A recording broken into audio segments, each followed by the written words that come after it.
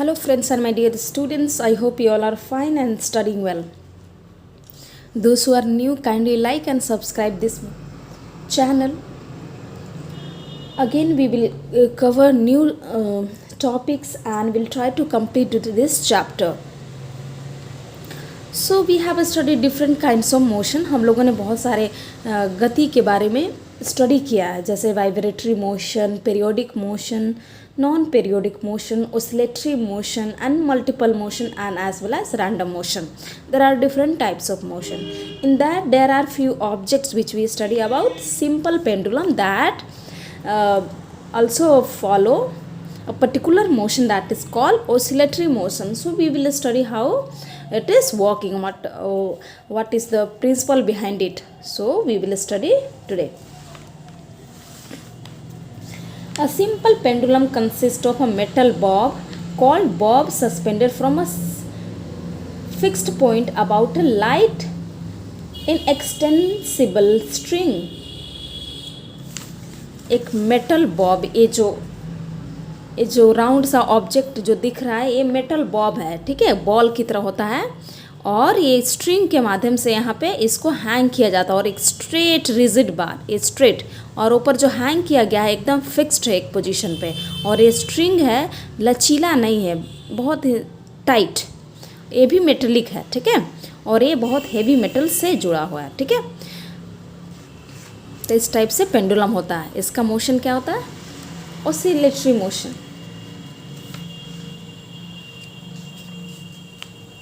when the pendulum moves, we can say that it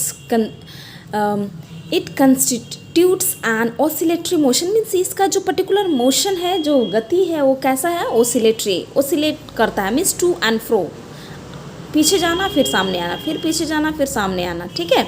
एक interval of time, एक समय अवधि पर वो आगे और पीछे जाते रहता है, ठीक है। When the bob is slightly pushed from its position to other side, then released, it being to move to and fro about its mean position and thus begins to oscillate. Right now I don't have any that pendulum, so we can do experiment with this. Actually this string is not fixed, but you can make in your own house, you can make a pendulum. So what happened? This position is, for example, here you will see that A, B, C. So this position is the mean position, this is extreme is last, okay. So what happened when this pendulum is, just assume as a pendulum, okay. So what happened when it is at this position, this is called mean position, but as soon as I will pull this side, this is extreme position. After that when I will leave it, okay, it will start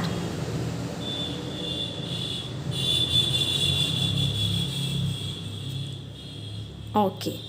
So it will start rotating from left to right, this called to and fro, and if it will complete one oscillation from this A to B and again from B to C, sorry, A to C, then B again, after that it will come back to its position A. It will start from A to C, then B again, it will come back from B to C, means okay, C means O, here it is mentioned, B to A, then it will complete its one oscillation, okay. So one oscillation will be completed of the pendulum. You can make with the help of a stone and thread in your own house, simple pendulum, okay. This very important, you have to keep in mind, this comes under a competitive exams, they used to ask, do you know that the time period of a simple pendulum depends upon its effective length? जो time interval, जो समय अवधि है, वो इसके effective जो length है, जो स्ट्रिंग का लेंथ है, उस पर डिपेंड करता है, और radius of a Bob, radius means त्रिज्या, उस बॉब का जो रेडियस है, ठीक है, रेडियस, बॉब के रेडियस पे और उसके लेंथ पे डिपेंड करता है, क्या? तो उसका time period, but note on the mass of the Bob. Simply भी से कि जितना हेवी ऑब्जेक्ट रहेगा उसके आधार पे वो ऑसिलेट करेगा, but this is a wrong fact. So the correct answer is The time period of a simple pendulum will depend on the effective length of a string and radius of the bob. Okay, I hope you will keep in mind these things. So now one complete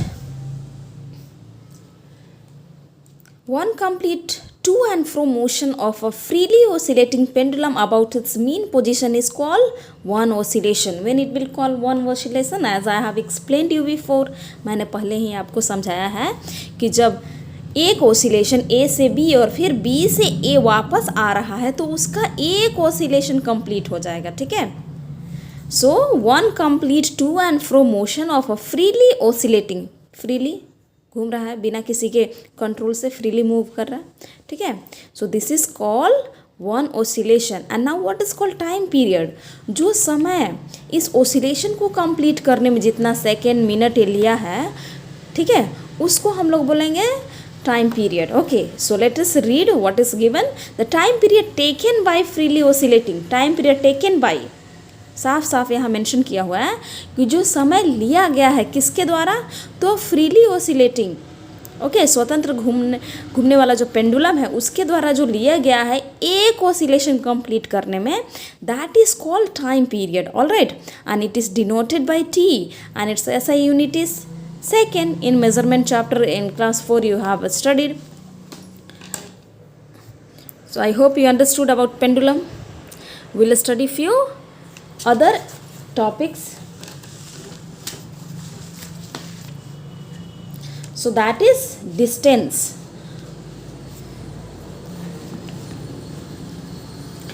So simple meaning of the distance in Hindi, दूरी. Okay, the distance is the actual length of a path covered by a moving body irrespective of its direction. इसमें कोई particular direction नहीं रहता. For example, अगर पटना से दिल्ली जाने में जो दूरी कवर करना पड़ रहा है, ठीक है, ओके, पटना से आरा आने में जो दूरी हम लोग जैसे कि 100 किलोमीटर, ये जो डिस्टेंस हम लोग कवर कर रहे हैं, ठीक, उसमें कोई डायरेक्शन नहीं है कि लेफ़्ट राइट में जाना है या स्ट्रेट डायरेक्शन में जाना है.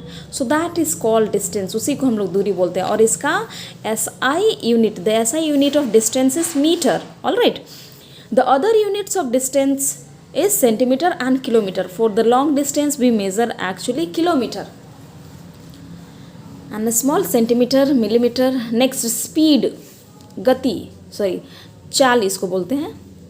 The speed of a body is its distance traveled by in unit time.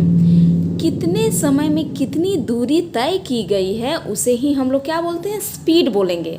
सो इसका सिंपल फॉर्मूला होता है डिस्टेंस अपॉन टाइम, डिस्टेंस पर टाइम. ओके, सो कैसे कैलकुलेट किया जाता है, फॉर्मूला आपको याद करना पड़ेगा. Speed is equal to metre per second, इसका ऐसा यूनिट होगा and it is denoted by V. Now we will calculate. इसका हम लोग कैलकुलेशन करेंगे अभी.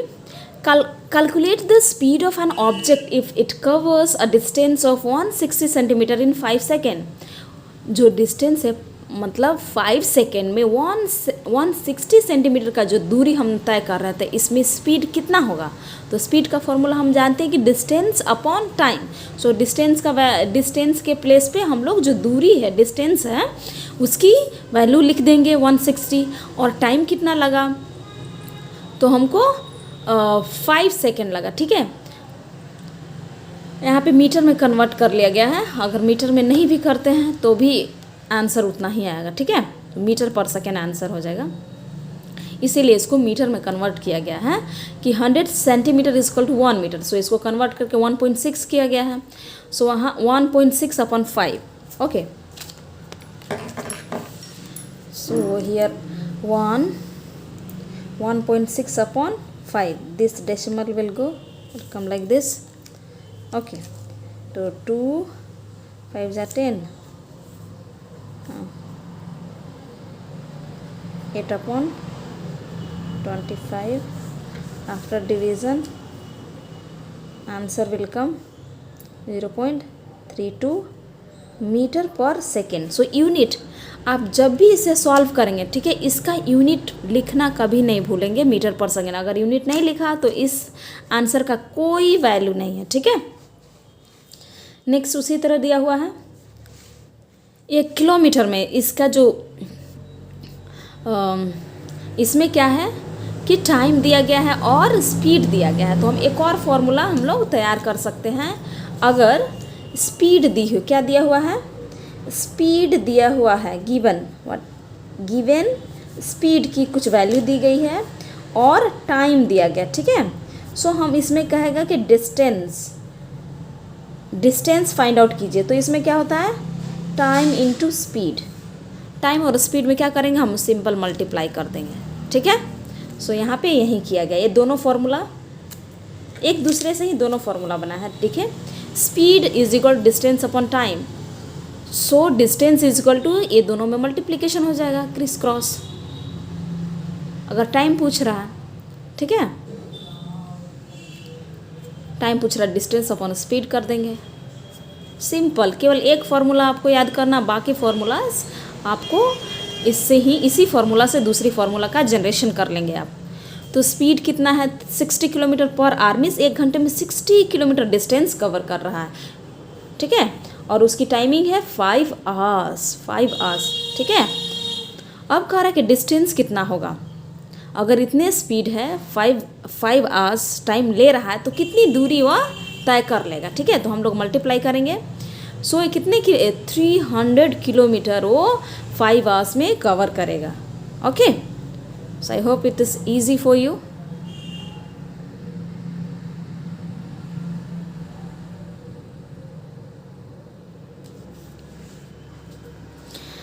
Uniform and non uniform motion, okay.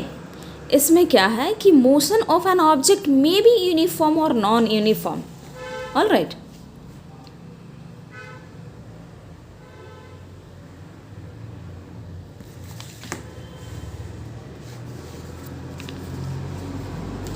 So uniform, आप तो यूनिफॉर्म पहनते हैं, उसमें क्या है, यूनिटी दिखी जाती है, एक समान, ओके, उसमें कोई डिफरेंसेस नहीं होता है। तो यूनिफॉर्म सेम उसी प्रकार, just like that only, uniform motion is similar, okay, no any changes. So let us remember the definition, if an object covers equal distance in equal interval of time, time भी same और distance भी same रहेगा, ठीक है। So that distance is covered in equal interval of time, we say that is a uniform motion, all right. When the motion is uniform, ठीक है, the object remains at a constant speed throughout the period of a journey, means speed 60 kilometre है, ठीक है। तो 60 kilometre speed से आरा से पटना या Patna to Delhi same 60 kilometre के स्पीड में वो ट्रैवल करेगा, ठीक है, उसमें कोई चेंजेस नहीं होगा। For example, a flying aeroplane in a particular direction at a constant speed, a train moving straight in a particular direction, all right. So this given time, and here time taken 5 minutes each, and total distance this much, okay. Next we'll come back here, non-uniform motion. The non-uniform motion, if an object does not cover equal distance, उसमें जो object है equal distance travel नहीं कर रहा है, ठीक है। Equal distance in the sense here, देखिए ये तो टाइम पीरियड सेम है, 5 किलोमीटर 10 किलोमीटर, यहाँ पे इक्वल डिस्टेंस इसीलिए बोला जा रहा है 5 किलोमीटर यहाँ पे, उसके फिर 5 किलोमीटर आगे बढ़ रहा है, फिर 5 किलोमीटर आगे, 5 किलोमीटर आगे, 5 किलोमीटर आगे। तो ये जो डिस्टेंस जो कवर कर रहा है ये सेम है, ठीक है। और टाइम भी यहाँ पे 5 मिनट के अंतराल पर, ठीक है, ये भी टाइम सेम है। बट यहाँ पे ना तो समय एक समान रहेगा, क्योंकि समय कभी 60 किलोमीटर, कभी 50 किलोमीटर, कभी 40 किलोमीटर, ये सेम नहीं रहेगा। कभी 5 किलोमीटर कवर कर लेगा वो 60 किलो, कभी 4 किलोमीटर कवर, कभी 5, मतलब घटता बढ़ता रहेगा, ठीक है। उसे नॉन यूनिफॉर्म मोशन कहेंगे। सो उसको याद कैसे करेंगे definition, if an object does not cover equal distance in equal interval of time, and that is called non uniform motion. जैसे मैंने डेफिनेशन में आपको समझाया है वही चीज़ें यहाँ पे लिखी गई हैं, okay. Now we will study average speed. Average आपने मैथमेटिक्स में तो पढ़ा ही होगा। So what is average speed? If a body is moving with non-uniform motion, then we find the average speed of the body.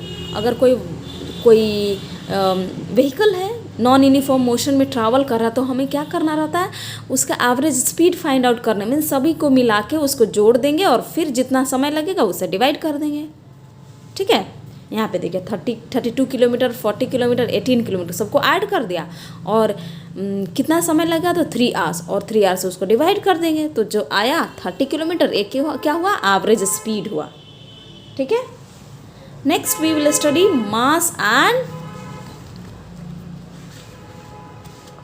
Mass and weight. This video little bit it will be lengthy, but I want to complete within one video. I don't want to make separate, that is why. So we have learned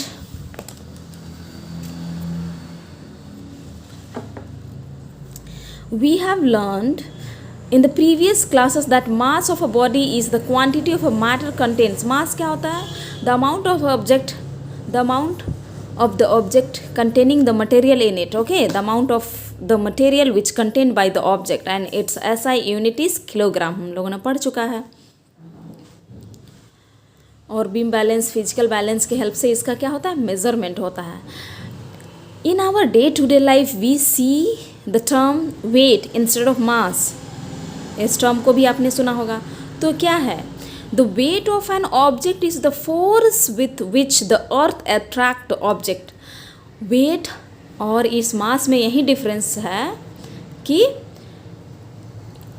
wait क्या है, एक force है जो हमारे अर्थ के द्वारा attract किया जाता है. ठीक है, तो weight always act vertically downward. ये हमेशा डाउनवर्ड, जैसे नीचे की तरफ गिर रहा है, हमेशा वेट उसी डायरेक्शन में एक्ट करता है. ठीक है, मिस काम करता है. The weight of an object is not constant, it differ from place to place. और ये एक प्लेस से दूसरे प्लेस में क्या होता है, वैरी करता है, उसमें अंतर आने लगता है. जैसे कि अर्थ में आपका 40 किलोमीटर होगा तो स्पेस में और कम होगा, लेस होगा, और जब मून में जाएंगे तो और कम होगा. मीन्स ये डिफर करेगा. क्या, तो वेट, क्योंकि ये डिपेंड करता है अर्थ के ग्रेविटेशनल फोर्स पर. ठीक है, वेट ऑलवेज एक्ट्स वर्टिकली, बता चुका है. It is a vector quantity, scalar and vector quantity. We will vector quantity means it has magnitude and direction. Okay, the weight of anything on the surface of the moon is 1/6. यहाँ साफ साफ लिखा हुआ है. And its weight on the earth, the weight of an object can be also 0. और यहाँ पे बोल रहा है कि अर्थ में अगर उसका वेट है 60 किलोमीटर तो मून में 1/6 हो जाएगा उसका. ठीक है, मिस 10. यहाँ पे कुछ क्वेश्चन दिए गए हैं और एग्जाम्पल्स दिया हुआ है. The SI unit of a weight is newton. जैसे फोर्स का ऐसा यूनिट क्या होता है, न्यूटन होता है. उसी तरह वेट का भी ऐसा यूनिट क्या है, न्यूटन है. Do you know that your weight will be 0.5% more at pole than equator. Now here 1 Newton is equal to 10 to the 5 dyne. Okay, unit of weight are dyne, kilogram force and gram force. These are the other unit simultaneously. So this all we can study. The weight of an object of mass 1 kg is equal to 1 kgf. Similarly, the weight of a body of mass is 1 gram is equal to 1 gram F. Means gram and force. All right. Nothing more. Same thing it is given here. The mass and weight of a body are related as. Mass और जो weight है कैसे related है एक दूसरे से. So weight is equal to mg, where W is weight and m is a mass and g is the acceleration due to gravity. और ये जी है ग्रेविटेशनल फोर्स है. ठीक है, जो अर्थ अट्रैक्ट करता है, जिसका जो वैल्यू होती है 9.8 metre per second square. Okay, that is 10 metre per second square. ठीक है, तो वेट है किसी भी वस्तु का, जो वेट है वो डिपेंड करता है mg पर. m means mass. ओके, उसका द्रव्यमान कितना है, ठीक है, उसका मास कितना है और ग्रेविटेशनल फोर्स उस पर कितना लग रहा है, उस पर ये वेट डिपेंड करेगा, ठीक है. So we have completed the chapter so far, and after that we will solve this question answer. So it's very lengthy video, but what to do. Have a nice day.